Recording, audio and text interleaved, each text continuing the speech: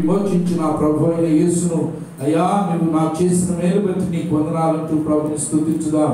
అంతేకాదు ఇదిగో నన్ను కూడా నీ సొంత హస్తాలతో నన్ను రూపించి నిర్మించి సృష్టించి ఈ భూమి మీదకి తీసుకొచ్చిన దేవా నీకు వందనాలంటూ మనం ప్రభుని స్తుతించి ఆరాధించుదాం. అంతేకాదు అనేక మార్లు అవసరం చేత అక్కర చేత కృపాసనం వైపు చూస్తూ ప్రభువా నన్ను రక్షించు, నాకు మేలు చేయనప్పుడు ఆయన మన కనికరం చూపి ఆయన అనేక మేలు చేశాడు. వాటిని బట్టి ఎవరికి అందరం కలిసి ప్రభుని స్తుతించుదాం.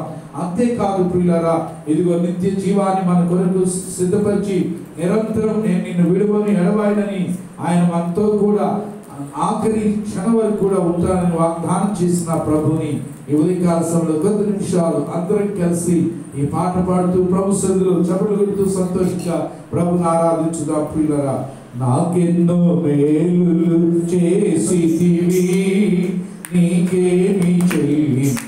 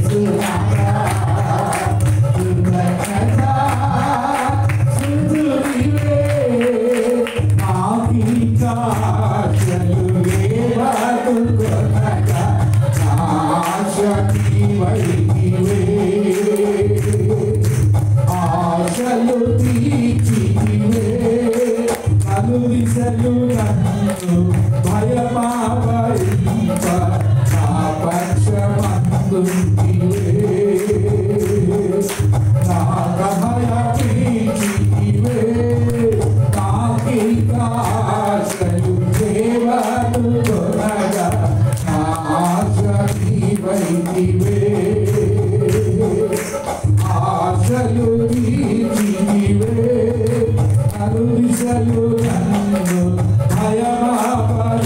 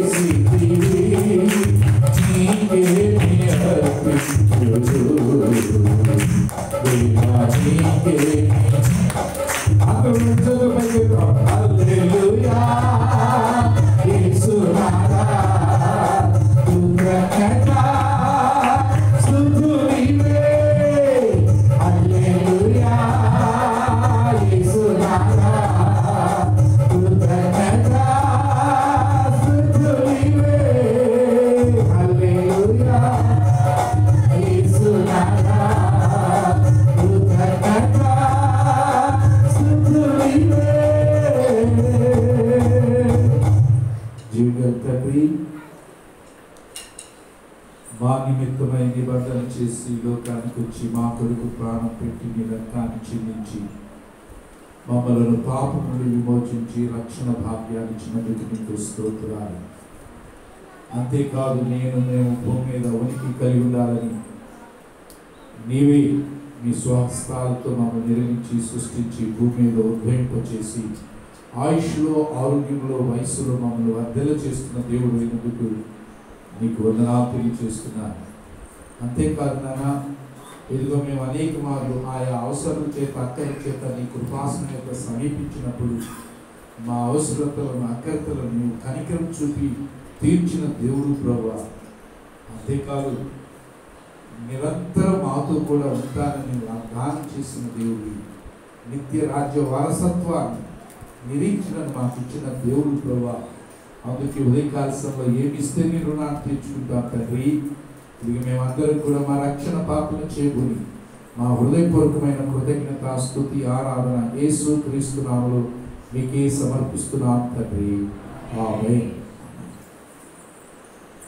కూర్చున్నాం ప్రియులారా. ఈ ఉదయకాల సమయంలో దేవుని వాక్యంలోనికి వెళ్ళక ముందు అందరం కలిసి పాట పాడుతున్నాం. మీ అందరికి తెలిసిన పాట, మంచి పాట చెప్పండి. అందరం కలిసి పాడగలిగే పాట చెప్పడం మీరు.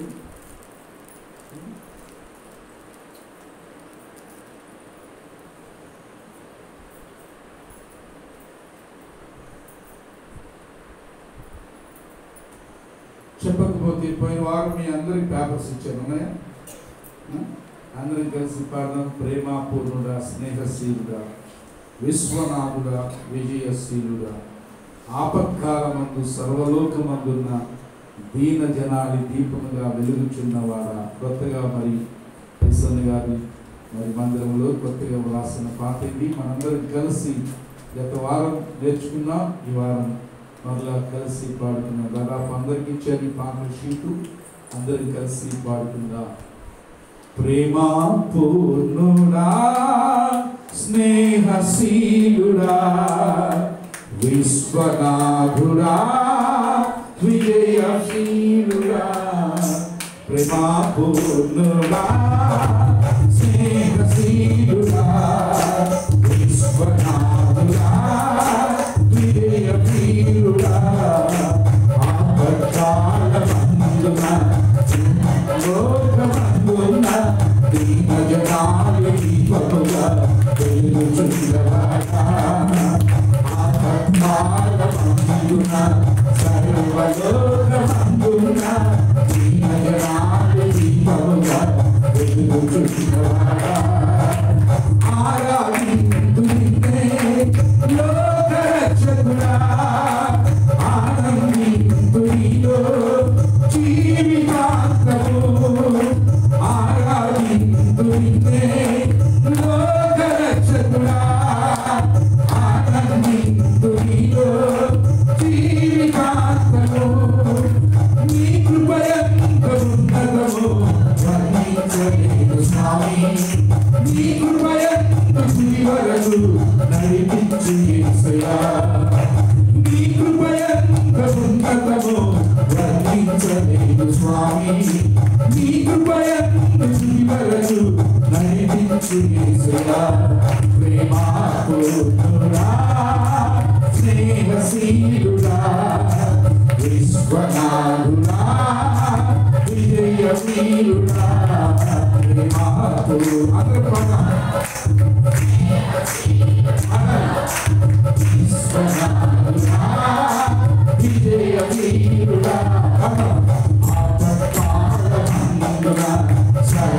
సర్వలోకమందున దీన జనాన్ని దీపముగా వెలుగుచున్నవాడా ఆపత్కాలమందున సర్వలోకమందున దీన జనాన్ని దీపముగా వెలుగుచున్నవాడా ఆరాధించు నిన్నే లోకరక్షకుడా ఆనందించు నీలో జీవితాంతము ఆరాధించు నిన్నే లోకరక్షకుడా ఆనందించు నీలో జీవితాంతము నీ కృపయంత ఉన్నతము వర్ణించలేను స్వామి నీ కృపయంత వరకు వర్ణించు యేసయ్యా నీ కృపయంత ఉన్నతము వర్ణించలేను స్వామి నీ కృపయంత వరకు వర్ణించు యేసయ్యా ప్రేమాపూర్ణుడా స్నేహశీలుడా విశ్వనాథుడా విజయ వీరుడా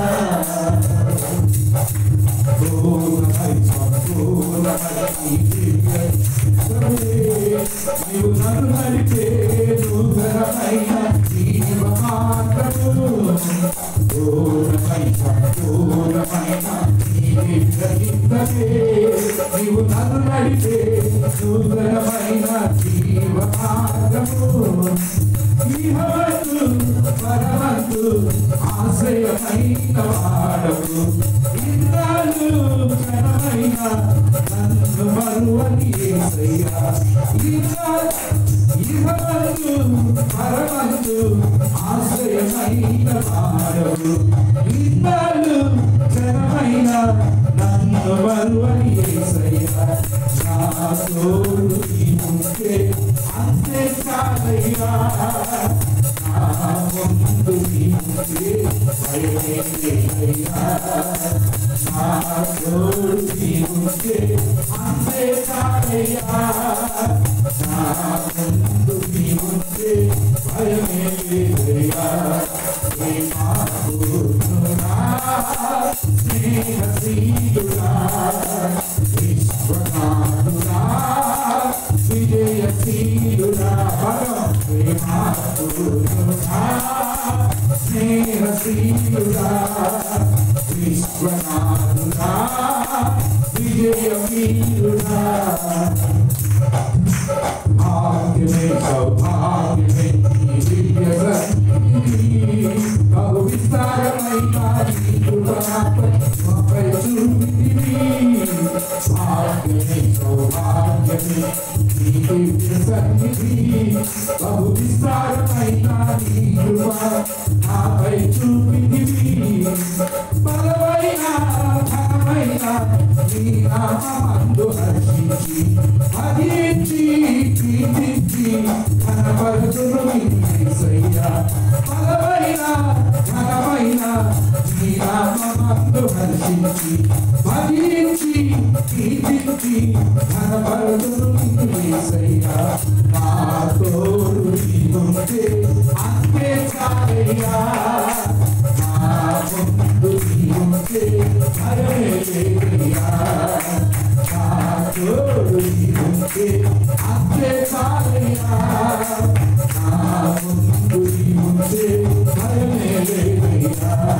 ప్రేమాపూర్ణుడా స్నేహశీలుడా విశ్వనాథుడా విజయ వీరుడా పూర్ణుడా స్నేహశీలుడా విశ్వనాథుడా విజయ వీరుడా ఆపత్కాలమందున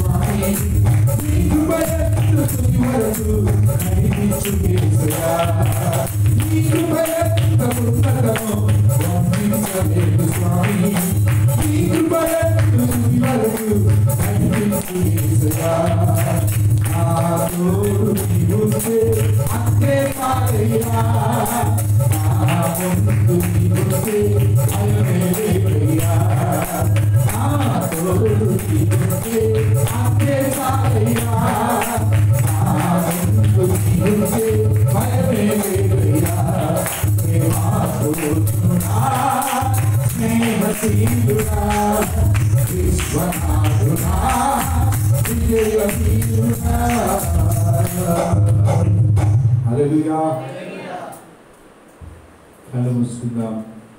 దేవుని వాక్యాన్ని కొద్ది నిమిషాలు ధ్యానం చేసుకుందాం. ప్రియులారా, అందరూ కళ్ళు మూసుకుని ప్రభువును, ప్రభువా, ఈ మధ్యాహ్న కాల సమయంలో సన్నిధిలో నాతో మాట్లాడే ప్రభువా, నీవు ప్రేమాపూర్వమైన దేవుడివి, నీవు స్నేహశీలుడైన దేవుడివి, విశ్వనాథుడు నీవే, విజయ వీరుడు నీవే. ఆపత్కాలమందు సర్వలోకమందు దీన జనానికి దీపంగా పిలుచున్నవాడు నీవే ప్రభువా. అందుకని ఉడికాసంలో నీ కృపాసన్నిధికి వచ్చినయ్యా, నీవు నాతో మాట్లాడేదా, నీవు నాతో మాట్లాడేయద్దు ప్రభుని అడుగుదామా. జీవగల తండ్రి, ఈ ఉదయకాలసంలో నిజమే దీనులమైన మమ్మలను కనికరించి దీన జనానికి దీపంగా నీవు వెలుగుతూ మమ్మల్ని వెలిగించిన దేవుడు నీవు ఒక్కరివే. నన్ను వెంబడించువాడు చీకటిలోనికి వెలుక జీవపు వెలుగులోనికి ప్రయాణం చేస్తున్నాడని చెప్పిన దేవుడు నీవే. చీకటిలోని ఆశ్చర్యకరమైన వెలుగులోనికి మా జీవితాన్ని తీసుకొచ్చిన దేవుడు నీవే ప్రభువా. ఏమిస్తే నేను నాకు తీర్చుకుంటాను తండ్రి. దినదినం క్షణ క్షణం మా జీవితాల్లో నువ్వు మా అవసరతలను అక్కరకు తీసుకుని నీ రెక్కలు కాచి కాచి కాపాడుతున్నందుకు అయ్యా నీ రుణాన్ని తీర్చుకోగలిగే స్థితి స్థాయి మాకు లేదు ప్రభువా. అయితే చాలా దేవుడిగా, నమ్మకమైన దేవుడిగా మా ఎడలో నీవు ఉండి మేలు చేసుకున్నందుకు మా హృదయపూర్వకంగా స్తుతిస్తూ ఉన్నా. నీ లేఖనాలు ధ్యానించుకుంటుందిగా నీ లేఖన భాగాల ద్వారా నాతో మాట్లాడమని యేసు నామములో అడుగుచున్నాం తండ్రి, ఆమేన్. ఈ మధ్యాహ్న కాల సమయంలో ట్రూ క్రిస్టియన్, నిజమైన క్రైస్తవుడు ఎలా ఉంటాడో 6 విషయాలు ఈ ఉదయకాల సమయంలో మీకు జ్ఞాపకం చేస్తారు. అందరూ నేను క్రైస్తవునండి, నేను విశ్వాసనండి, నేను రక్షించబడ్డానండి అని మనం చాలాసార్లు గొప్పగా చెప్పుకుంటాం. మా తాత క్రైస్తవుడండి, మా ముత్తాత క్రైస్తవుడండి, మేము చేసినంత భక్తి ఎవరు చేయరండి, రకరకాలుగా చెప్పుకుంటూ ఉంటారు. అయితే ఉదయకాల సమయంలో అసలు నిజమైన భక్తి ఏంటో, నిజమైన విశ్వాసం ఏంటి, ఎవరు నిజమైన క్రైస్తవ్యం అంటే ఏంటో, రక్షించబడిన వ్యక్తిలో ఉండవలసిన కార్యాలు ఏంటో 6 విషయాలు దేవుని వాక్యంలో ఉండి నేను మీకు జ్ఞాపకం చేస్తాను ప్రియులారా. ఈ మాటలు మనం ధ్యానిస్తుండగా మన జీవితాలను వాక్య ప్రత్యక్షతలో పరీక్షించుకుందాం.